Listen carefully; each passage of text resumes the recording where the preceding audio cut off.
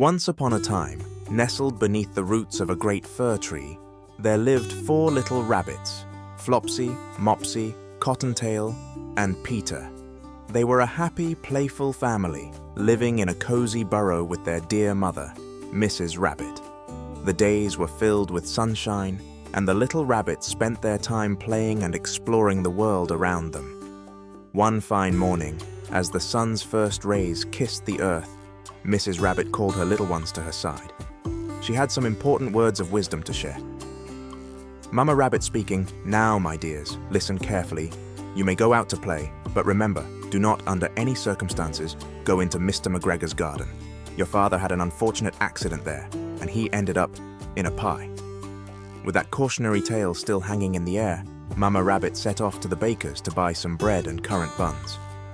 Flopsy, Mopsy, and Cottontail, being good and obedient little rabbits, decided to follow their mother's advice. They hopped merrily down the lane to gather blackberries. But Peter, oh Peter, had a different idea. Peter was a curious and adventurous rabbit, and the lure of Mr. McGregor's garden, with its lush greenery and tempting vegetables, was just too much to resist.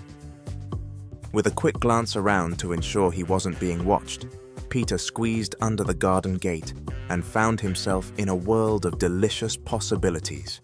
The garden was a paradise for a hungry little rabbit like Peter. He nibbled on crisp lettuces, crunched through fresh French beans, and savored the taste of juicy radishes.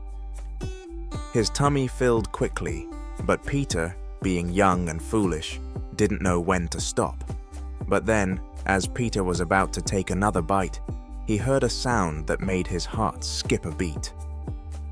There, looming over him like a dark cloud, was Mr. McGregor himself, with a rake in hand and a stern expression on his face. "Mr. McGregor," gruff voice, "Stop! Thief!" Peter's heart pounded in his chest as he dropped everything and bolted. Mr. McGregor was quick to give chase, determined to catch the little rabbit who had dared to trespass in his garden. Peter darted through the garden, desperately searching for a way out. He hid under a bush, then inside a watering can, trembling with fear each time Mr. McGregor's heavy footsteps came closer. But Mr. McGregor was determined, and he kept searching, poking and prodding, trying to find the naughty rabbit. Just when Peter thought all hope was lost, he spotted the garden gate in the distance. It seemed like it was miles away, but it was his only chance of escape. Summoning all the strength he had left, Peter made a dash for the gate, his tiny paws pounding the ground as he ran. With one final desperate leap, Peter squeezed through the gate and out of the garden, just as Mr. McGregor reached for him. Safe at last, Peter didn't dare look back. He ran and ran, not stopping until he was deep in the woods, far from the danger of Mr. McGregor's garden. When Peter finally made it home, he was exhausted, his heart still pounding from the chase. His sisters, Flopsy, Mopsy, and Cottontail, looked at him with wide eyes, and Mama Rabbit, upon seeing her poor bedraggled son, was immediately concerned. "Mama," Rabbit concerned, "Oh, Peter, what on earth has happened to you? Where are your shoes and jacket?"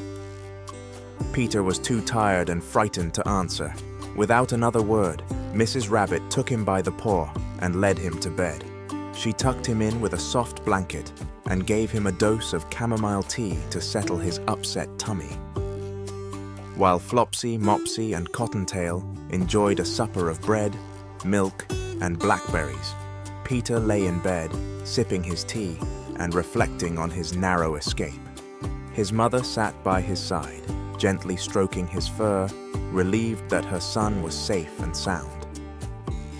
And so, as the night fell and the forest grew quiet, Peter and his family drifted off to sleep. The adventure in Mr. McGregor's garden was one that Peter would never forget, and from that day on, he was much more careful about where he went and what he did. Good night, little ones. Sleep well, and remember the lesson Peter learned. Sometimes, the safest place to be is right at home. where those who love you can keep you safe.